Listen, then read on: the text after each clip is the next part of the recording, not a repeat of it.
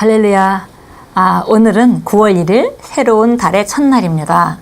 이렇게 이제 아름다운 시제를 우리가 맞게 되었고, 또 이 풍성한 계절에 우리 영혼도 풍성해서 과거보다 더 다스리고 더 많이 나타내는 그런 계절이 될 것을 믿습니다. 오늘 우리 함께 나누는 말씀의 제목은 오늘 당신이 하나님의 증인입니다 라는 제목입니다. 사도행전 1장 8절 말씀, 우리 잘 아는 말씀인데요. 우리 함께 선포하겠습니다. 오직 성령이 너에게 임하시면 너희가 권능을 받고 예루살렘과 온 유대와 사마리아 땅끝까지 이르러 내 증인이 되리라 하시니라. 예, 성령이 임하시면 우리가 능력을 받습니다. 그리고 그 능력으로 말미암아 우리가 살아가면서 예루살렘과 온 유대와 사마리아 땅끝까지, 그러니까 가장 이렇게 가까운 곳으로부터 시작해서 점점 더 범위를 늘려서 전혀 정말 땅끝까지 이르러서 증인이 되는 삶을 살도록 우리 안에 있는 은혜는 점점 증가합니다. 읽겠습니다.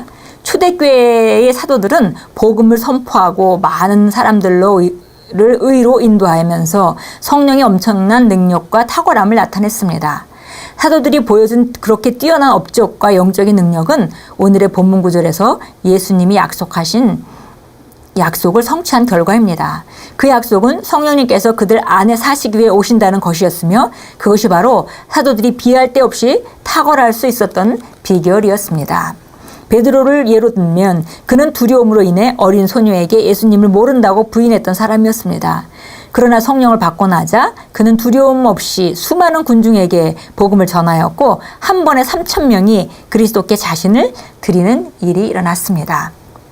예, 우리가 정말 베드로가 예수님을 끝까지 따르겠다고 호언장담했지만 결국 정말 예수님이 십자가에 달리시기 전에 잡히시고 자기 목숨의 위협을 받는 그런 상황이 왔을 때 나는 저 사람을 알지 못한다라고 3번이나 부인하는 그런 장면을 우리가 성경에서 읽습니다. 그렇게 연약했던 베드로였지만 우리가 잘 알다시피 성령을 받고 나자 그 핍박 가운데 담대하게 복음을 전하는 자가 됐고, 그 다음에 한 번에 3,000명이 예수 믿는 그런 선포자가 됐던 것을 우리가 사도행전 2장에서 읽습니다. 그뿐이 아니라 우리가 기독교 역사에 보면 베드로는 맨 마지막에 정말 십자가에 거꾸로 달려서 순교하기까지 그렇게 담대한 능력 있는 증인이 되었던 것을 우리는 알 수 있습니다. 똑같은 일을 성령을 받은 바울 사도에게도 일어났습니다. 사도행전 9장 20절은 그가 즉시 각 회당에 가서 예수님이 하나님의 아들이심을 전하기 시작했다고 기록합니다. 고린도전서 2장 4절에서 바울은 내 말과 내 전도함이 설득력 있는 지혜의 말로 하지 아니하고 다만 성령의 나타나심과 능력으로 하여 라고 말했습니다. 바울이 멜리데 섬에서 하나님의 능력을 나타내자 그 섬의 원주민들은 바울을 신이라고 말했습니다. 예, 우리가 잘 알다시피 사울은 정말 유대에 아주 정말 지식 있고 그런 또 열심 있는 열심당원 사울이었습니다. 그런데 예수님이 바로 메시아인 걸 알지 못했기 때문에 예수 믿는 사람들을 핍박하다가 결국 예수님을 만나고 나서 성령을 받게 됩니다. 그리고 나서 하나님이 아들이 바로 예수 그리스도다라는 것을 담대하게 선포하기 시작했고, 그리고 정말 그 멜리데 섬에서 또 그 독사에 물리고도 죽지 않는, 그래서 많은 사람에게 원주민들이 정말 이 독사에 물린 사람은 반드시 죽어야 하는데 죽지 않은 것을 보고 바울을 신이라고 말할 정도로 하나님의 그 능력을 나타내었습니다. 그것은 바로 그 안에 계신 성령으로 말미암아 가능했던 일입니다. 그래서 이렇게 약하던 사람들이 성령의 권능을 힘입었을 때 어떤 자로 변하는지 우리는 성경에서 지속적으로 읽고, 그리고 오늘 특별히 베드로와 사도 바울을 예로 우리가 보았습니다. 오늘 똑같은 성령님께서 당신 안에 살고 계십니다. 그분은 당신을 하나님 왕국의 영광과 능력과 실제를 나타내는 증인이 되게 하기 위해 오셨습니다. 예, 성령이 임하시면 너희가 권능을 받고, 그래서 우리가 성령이 우리에게 임하셨기 때문에 우리 능력을 받았습니다. 그분이 우리 안에 살고 계십니다. 예, 그분이 우리에게 실제에 나타내는 능력으로 우리가 기능하는 그런 증인이 되게 하기 위해서 오셨습니다.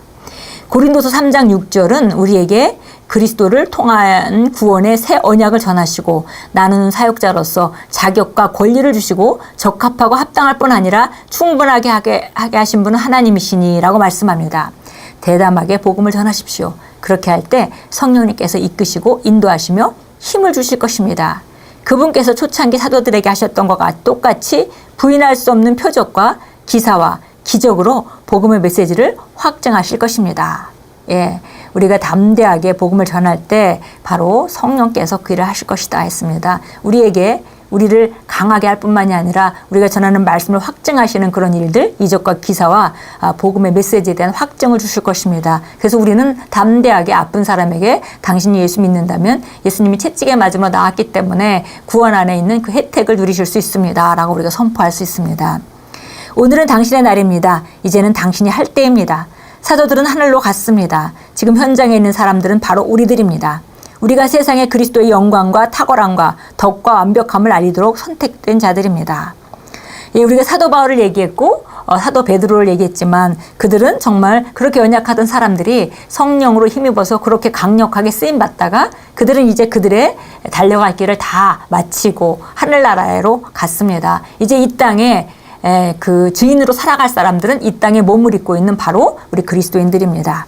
그래서 우리가 나아가서 담대하게 전할 때 하나님께서는 역사할 수 있는 통로를 여는 것입니다. 우리가 머뭇머뭇하고 우리가 담대하게 전하지 않는다면 우리가 말하는 것만큼만 성령께서 역사하실 수 있기 때문에 우리가 말하지 않는다면 그분은 역사할 수 없고 말한다 하더라도 아주 소극적으로 예수님을 믿으면 좋습니다. 이렇게 말한다면은 예수님 그 성령님께서 우리 말을 통해서 역사할 수 있는 것은 극히 제한받으시게 됩니다. 오늘도 우리가 담대히 나가서 복음을 전하고 복음의 능력을 말하고 또 그들이 복음을 받아들였을 때 어떤 삶을 살 것인지 담대하게 말할 때 하나님께서는 따르는 표적으로 그들이 그런 삶을 살 수 있도록 인도하실 것입니다. 예, 사도행전 26장 참고 성경 보겠습니다.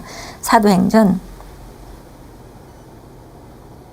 26장 16절부터 봅니다.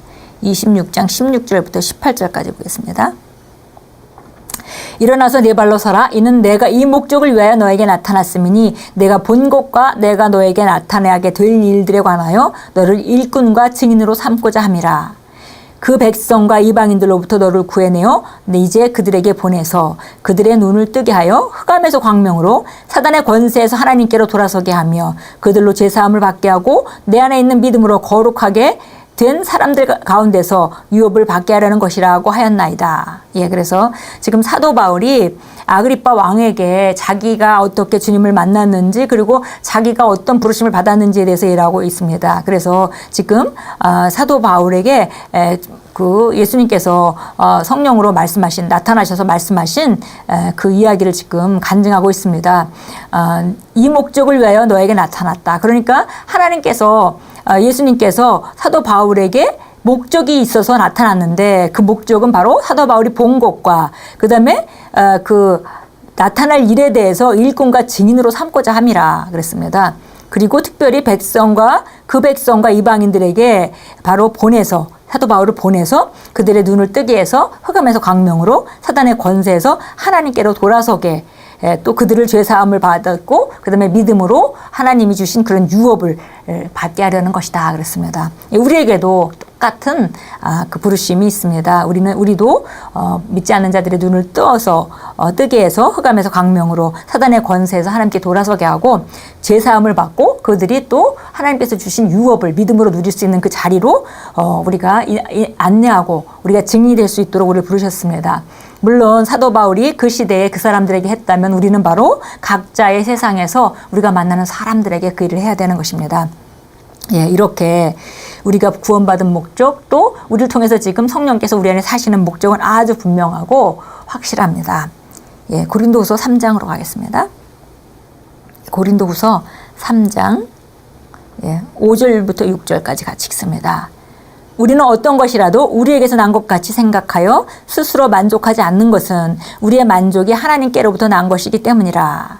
또한 그분은 우리로 새 언약의 능력 있는 일꾼이 되게 하셨는데 이는 법문으로 한 것이 아니요 영으로 한 것이니 법문은 죽이고 영은 살리는 것이기 때문이라. 예, 그래서 보니까 우리가 어떤 것을 나타내든지 바로 그것은 우리로부터 난 것이 아니라 우리 안에 있는 그 영으로부터 온 것이다. 그 성령으로부터 온 것이다. 우리가 새 언약의 능력 있는 일꾼이 되었는데 이미 능력 있는 일꾼이 되었는데 그 능력은 이런 율법으로 말미암은 것이 아니라 우리 안에 있는 영으로 말미암은 것이다 라고 말씀하고 있습니다. 그리고 나서 우리가 거울 원리를 쭉 얘기하고 있는 것을 볼 수 있습니다.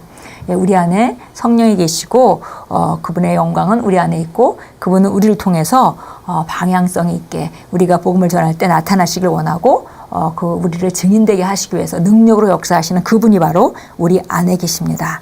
우리 기도하겠습니다. 사랑하는 하나아버지, 저를 아버지의 능력과 영광과 은혜를 세상에 나타내는 효과적인 증인이 되게 하시니 감사드립니다. 저는 효과적인 복음의 사역자로서 제 위치를 인식하고 죄인들을 어둠에서 빛으로 죄에서 의로 구출합니다. 예수 이름으로 기도합니다. 아멘. 예, 오늘 우리가 바로 하나님의 증인이라는 것, 이 시대에 내가 만나는 사람들에게 증인이라는 것, 그리고 그 일을 위해서 성령께서 내 안에 능력으로 역사하시며 함께 와 계시다는 것, 그것을 인식하고 만나는 사람들에게 복음을 전하는 좋은 하루로 오늘을 만들어 가십시오. 여러분을 만나는 사람들은 어둠에서 광명으로 옮겨질 것이고 그들을 의인으로 만들 것이고 그들은 정말 방황하는 삶을 이제 종지부를 찍고 빛 가운데 사랑의 아들의 나라에서 하나님이 예수 그리스도를 통해서 예비하신 아름다운 삶을 살게 될 것입니다. 이 세상에 태어난 모두는 이미 예수 그리스도로 말미암아 모든 영혼에 대한 값은 치러졌고 그리고 그들은 더 이상 헤매이고 어둠 가운데 그렇게 고생하며 살 이유가 없습니다.